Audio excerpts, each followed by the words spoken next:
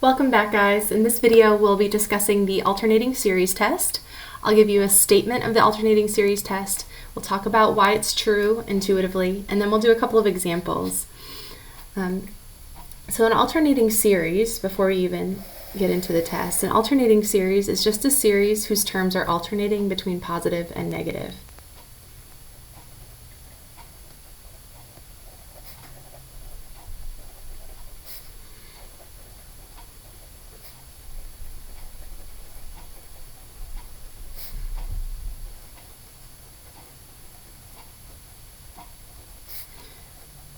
Let's say between positive and negative values. So we could start a series with b sub 1, then subtract b sub 2, then add b sub 3, then subtract b sub 4, where all these b's are positive. So I'm adding something, I'm subtracting something, I'm adding something and I'm subtracting something, and I'm adding something and then I'm subtracting something, and we keep going indefinitely. And that is negative 1 to the n plus 1 times b sub n. So this is the sum as n goes from 1 to infinity of this. That's another way of writing this. And the fact that it's going from positive to negative to positive to negative and so on is what makes it an alternating series.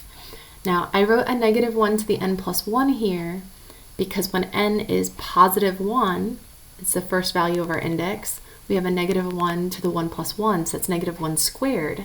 And negative 1 squared, of course, is positive 1.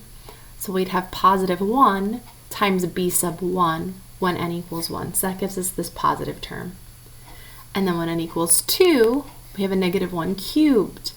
So as n increases every time, this exponent is going to go when n equals 2, or when n equals 1, we're going to get an even number. When n equals 2, we'll get an odd number. When n equals 3, we'll get an even number. So this is going to alternate between even and odd, and even and odd, and even and odd.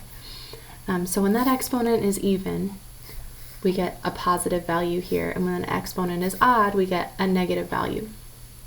So we're going to write our series this way, and that is one of the forms of an alternating series. Now, I'm using slightly different notation than the notation used in the Larson textbook. In the Larson textbook, they use this negative 1 to the n plus 1 times a sub n. I'm going to reserve the notation a sub n for the nth term of the series. B sub n is going to be the absolute value of the nth term. So b sub n is always positive, and we're adding and subtracting these positive numbers from each other in this particular form of the alternating series. Now, the other possibility is the terms could start negative. So we could have negative 1, b sub 1, plus b sub 2, minus b sub 3, plus b sub 4, minus b sub 5, and so on. Then that turns out to be negative 1 to the n times b sub n.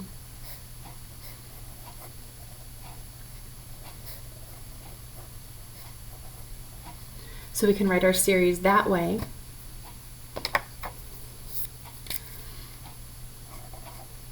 That's our a sub n this time. Notice the only difference is one has a negative 1 to the n, which means it starts at negative when our index starts at n equals 1. And the other one has a negative 1 to the n plus 1, which means it starts positive. But really what makes it alternating is not this notation over here, although that notation is a clue that it's alternating. But it's what we see over here, that the terms go from positive to negative to positive to negative, or negative to positive to negative to positive, and so on. So those are alternating series. Any series that can be rewritten like this is also an alternating series. So now let's look at the test. The alternating series test says this.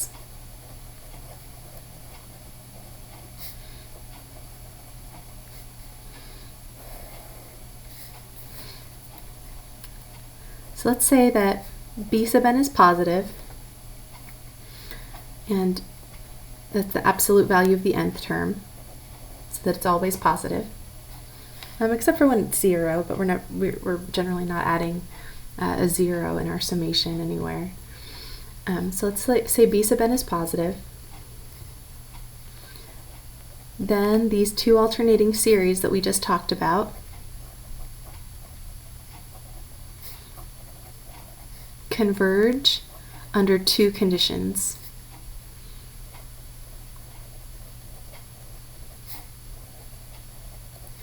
They converge when the absolute value of a sub n, that's b sub n,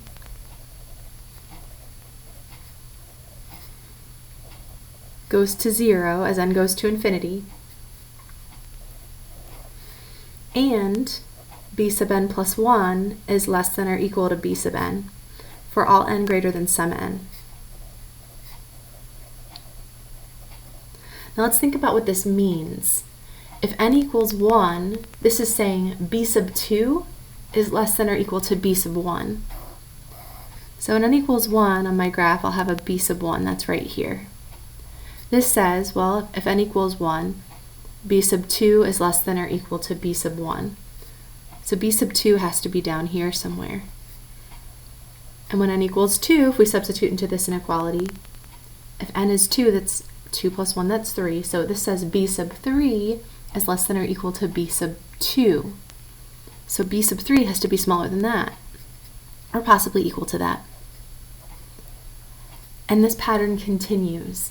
So what this says is that b sub n plus 1 is always smaller than the term right before it. So the values of our b sub n are just going down. And this other piece says not only are they decreasing, they're decreasing towards 0. If both of those are true, then these two alternating series converge. Now, if one of those does not hold, then you've got to try another test. This test does not tell you whether an alternating series diverges. But if both of these hold, then we can say definitively the alternating series in front of us converges. So let's look at a simple example, and then we'll talk about why this idea is intuitively true. So let's say I have the sum as n goes from 1 to infinity of negative 1 to the n over n squared plus 1. Well, then it's alternating because of the negative 1 to the n. If you want, you could expand this. When n equals 1, we've got negative 1 to the first over 1 squared plus 1. When n equals 2, it's negative 1 squared, that's positive 1, over 2 squared plus 1. When n equals 3, it's negative 1 cubed, so that's a negative 1, over 3 squared plus 1. When n equals 4, it alternates back to positive. N equals 5, it alternates back to negative. And the pattern continues. So it's going negative 1, 1, negative 1, 1, negative 1 in the numerator, and the denominators are n squared plus 1. We have 1 squared plus 1, 2 squared plus 1, 3 squared plus 1, 4 squared plus 1, 5 squared plus 1. That's our series. Now, in order to use the alternating series test, we need to identify b sub n, that's the absolute value of the nth term, take its limit, and then see if b sub n plus 1 is always less than b sub n for all n greater than some n. Excuse me. So we're going to let b sub n equal the absolute value of a sub n. That's the absolute value of negative 1 to the n over n squared plus 1. Now, negative 1 to the n is just alternating between negative 1 and 1. So when I take its absolute value, it's definitely 1. I get that. So now I want to take the limit of this as n goes to infinity, and then see if b sub n plus 1 is always less than b sub n, or for all n greater than some n if that's true. Okay, so let's do the first thing. Check the first condition of the alternating series test. Taking the limit as n goes to infinity of 1 over n squared plus 1. So this is a large number, squared, very large. Add 1, still large. 1 over a very large number is a very small number. And as this denominator gets larger and larger, the fraction gets smaller and smaller. So that approaches 0. And now let's check the second condition. So I want to look at b sub n plus 1, and I want to compare it to b sub n. So b sub n looks like this. To get b sub n plus 1, I just replace all the n's with n plus 1. You can expand this if you want to, but it's not necessary. I want to look at b sub n, or excuse me, b sub n plus 1, and compare it to b sub n.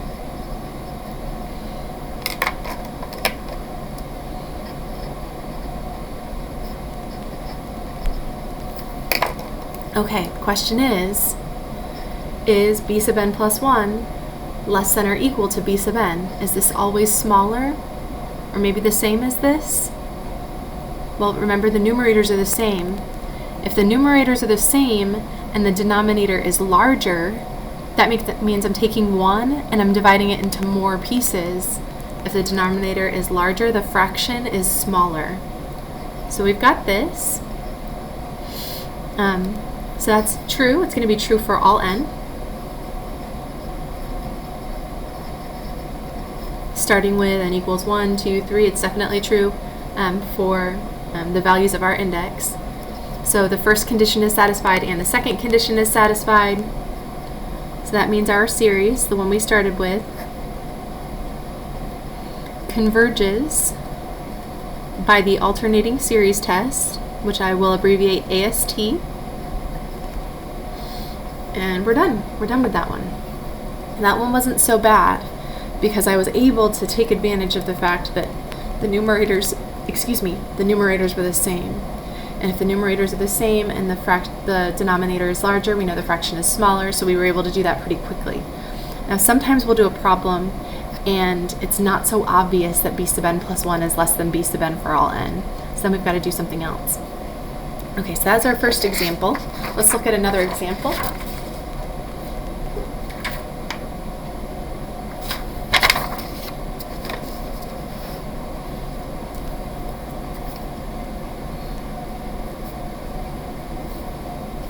So let's say you have the sum as n goes from 1 to infinity of negative 1 to the n times n over n squared plus 4.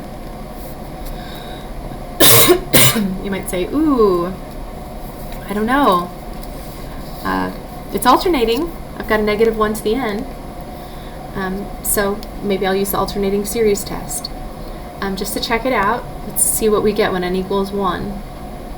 When n equals 1, this is negative 1 to the first times 1 over 1 squared plus 4. When n equals 2, we've got a negative 1 squared times 2 over 2 squared plus 4. When n equals 3, we've got a negative 1, I'm replacing n with 3, cubed times 3 over 3 squared plus 4. And then we'll have negative 1 to the 4th times 4 over 4 squared plus 4 when n equals 4, and so on. So that's the pattern. And if we simplify just a little bit, that's a negative 1 to the first. That's a negative 1 over 5. This is a negative 1 squared, so it's a positive 1 times 2 over 4 plus 4, so 2 over 8. Negative 1 cubed is a minus 1 times 3 over 3 squared plus 4, so 9 plus 4 is 13. Negative 1 to the 4th, that's negative 1 times negative 1 times negative 1 times negative 1. They cancel, the negatives cancel in pairs, so that's a positive 1 times 4 over 16 plus 4, which is 20. And we keep going. So we see this is our series.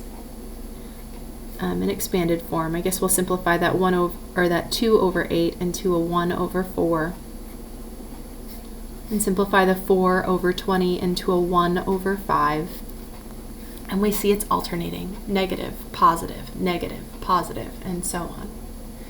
Okay, so this is an alternating series, so we can use the alternating series test.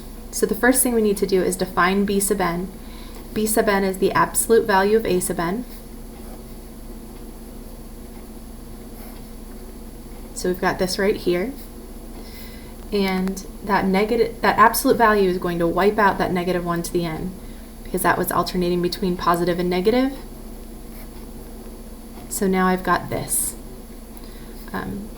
absolute value of negative 1 to the n is just positive 1. Everything else is positive, so it just stays the same. That's our b sub n. And we want to do two things. We want to take the limit as n goes to infinity of b sub n,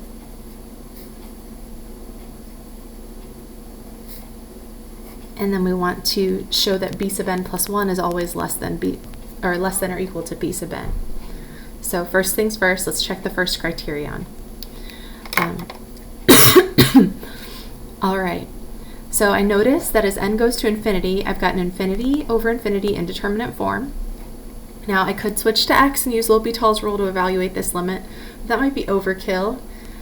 If you've got a polynomial in the numerator and a polynomial in the denominator, the easiest way to get rid of that infinity over infinity indeterminate form is to divide by the highest power of n in the denominator. So we're going to divide everything by n squared in the numerator and in the denominator, so it doesn't change the value of the fraction, and then simplify. One of those n's will reduce, so we have 1 over n in the numerator. In the denominator, n squared over n squared is 1, and then we've got a 4 over n squared. So as n goes to infinity, 1 over something very large is something very small. That goes to 0, that goes to 0, so we end up with 0 over 1, which is 0, and that's what we needed. So that first condition checks out. Let's check the second condition. We want to look at b sub n plus 1, and we want to compare it to b sub n. b sub n was n over n squared plus 4. Now b sub n plus 1 comes from replacing all of these n's with n plus 1. So I've got an n plus 1 in the numerator. In the denominator, I have an n plus 1 squared plus 4. Because I'm just replacing this n with n plus 1, and I'm replacing this n with n plus 1. And we get that. Now when I look at these, it's not as easy to state that b sub n plus 1 is always less than b sub n, or even that b sub n plus 1 is less than b sub n for some n, because look at what happened, look at what we have here. That's b sub n plus 1, and this is b sub n. When I replaced this n with an n plus 1, that made the numerator larger. Now if the numerator is larger, that means the fraction is larger. But I also replaced this n with an n plus 1, so that made the denominator larger. Making the denominator larger makes the fraction smaller. Making the numerator larger makes the fraction larger. So we'd like to be able to say this, but we can't really tell because we've got a competing situation here. This plus 1 is making the fraction larger, and this plus 1 is making the fraction smaller. So we're saying to ourselves, okay, which one is it? Is it smaller most of the time, eventually, for all n greater than some n? Now, remember what this means geometrically. We're trying to check this. We want it to look like this. We're saying, does the graph look like this? This is the graph of b sub n, not the partial sums. The partial sums come from adding all of these guys together. So when n equals 1, maybe this is b sub 1. When n equals 2, b sub 2 is supposed to be less than or equal to that. b sub 3 is supposed to be less. b sub 4 is supposed to be less. b sub 5 is supposed to be less. And all of these are supposed to be going towards 0. The question is, does it look like that? Well, this inequality won't tell me, but remember what this means. If we're saying that b sub n plus 1 is less than or equal to b sub n, we're saying that that's equivalent to saying that the sequence b sub n is non-increasing. Not exactly decreasing because of that equal sign, but it's almost decreasing. We're saying it's not getting any larger ever for all n greater than some n. So what's another way to show that a sequence b sub n is basically decreasing? Well, I can change from n to x and then see if the function is decreasing. So, and remember how we determine whether a function is decreasing. And we just want to show that the function is eventually decreasing. So on that last interval from some number to infinity, we want to show that the function that agrees with this graph of b sub n is decreasing. How do we show that a function is decreasing? Hope you remember from Calculus 1, you say that was the first derivative test. If the first derivative is negative, that means all the slopes are negative. That means the function is decreasing. So in order to prove this, I'm going to define a function f of x. So f of x is going to look just like b sub n, but I will replace all the n's with x's. And what I'd like to do is show that f of x is decreasing. So that's my plan. Show that f is eventually decreasing. It doesn't have to be decreasing all the time, it just has to be decreasing on that last interval from some number to infinity.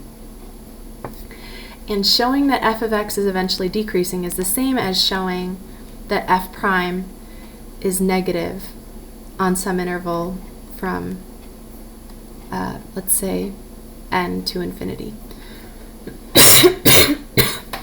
If that's true, and this function agrees with b sub n, and if the function is decreasing, the b sub n sequence is decreasing. If the b sub n sequence is decreasing, then b sub n plus 1 is less than or equal to b sub n for all n. Okay, so we're going to go through with our plan now. We want to show that this is decreasing by taking the derivative and showing that the derivative is negative on that last interval from some number to infinity. So we'll take the derivative. Since I have a quotient, I'll use the quotient rule. So it's the bottom function times the derivative of the top function. I don't know if you guys learned this in Calculus 1, but we used to say low d high. So bottom function times the derivative of the top function, that's d high is the derivative of the high function, minus high d low, and d low is just 2x plus 0, and I'm dividing all of that by low. Okay, and now we're going to simplify. So I distribute the 1, which does nothing, then distribute the x and the 2x, so we get negative 2x squared. That's all over x squared plus 4, quantity squared. And then if I simplify this a little bit more, I see I've got an x squared minus 2x squared. So that's 4 minus an x squared. When I collect like terms, if I have one of them and I'm subtracting 2, that means I have negative 1 of them left. And then I want to use the first derivative test. So I want to show that f prime is negative on an interval. In order to find the intervals, I need to see where f prime is 0. So we factor f prime as much as possible. That numerator factors to 2 plus x times 2 minus x because it's a squared minus b squared. And then we set f prime equal to 0. Those are going to give us the endpoints of our intervals. Now, you can multiply both sides by this if you want to, but that's just going to give us the numerator equals 0. Or I prefer to think of it this way. The only way a fraction is 0 is if the numerator is 0. So I'm going to have 0 divided by something equals 0. So I've got this equals 0, which means that x equals negative 2 or x equals 2. By setting each of those factors equal to 0 and solving for x, I get these two x values. Now, if I was in Calculus 1 and trying to determine what my function looked like, I would find the sign of f prime on the intervals defined by this x equals negative 2 and x equals positive 2. But we're not in Calc 1. We're just trying to show that f is eventually decreasing, which means we want to show that f prime is negative on that last interval. So these two intervals over here, like they're not really our interests. We don't care at this point about that. It's not relevant to our problem. Our primary interest is in this last interval. So the question is, what is the sign of f prime on the interval from 2 to infinity? Well, one way I can find out is I can just plug in an x value over here to this function. Now, I prefer to use the factored version because it makes the arithmetic easier. So I'll just substitute in x equals 3, that's a number on this last interval, into the 3 factors. I've got a 2 plus x, a 2 minus x, and an x squared plus 4 quantity squared. Now, no matter what x is, x squared plus 4 quantity squared is going to be positive. If x is 3, 2 plus 3 is 5, that's positive. If x is 3, 2 minus 3 is negative 1, that's negative. So this is a positive times a negative divided by a positive, which gives me a negative number. So that means f prime is negative on that last interval. And if f prime is negative, that means the function is decreasing. So you'd say, okay, f prime is negative for x greater than 2, which means that the function f of x is decreasing for x greater than 2,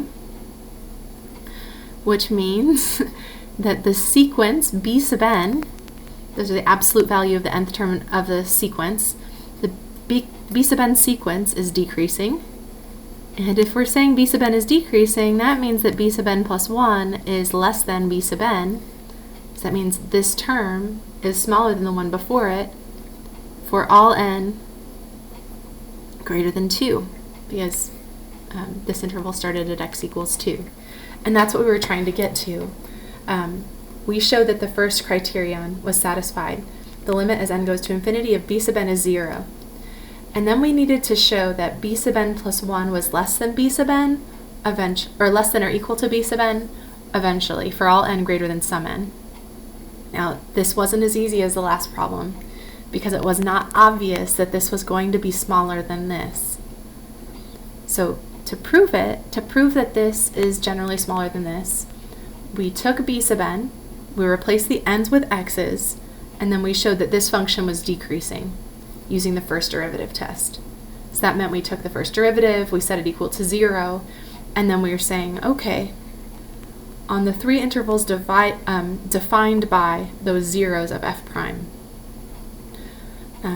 well, what is the sign of f prime? And then we went even further and said, actually, we don't care what happens at these intervals. For our purposes, we're only interested in that last interval because we want to show that f is eventually decreasing. So we substitute in x equals 3 to our factors, and we were able to show that f prime is negative on that interval. If f prime is negative, that means f is decreasing. If f is decreasing, that means b sub n is decreasing. That means b sub n plus 1 is strictly less than b sub n for all n greater than 2.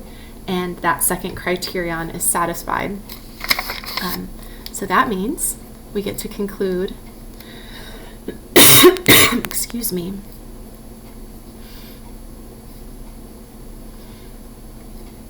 that the series starting from n equals 1 and going to infinity of this is the sum as n goes from 1 to infinity, of negative 1 to the n times n over n squared plus 4 converges by the alternating series test.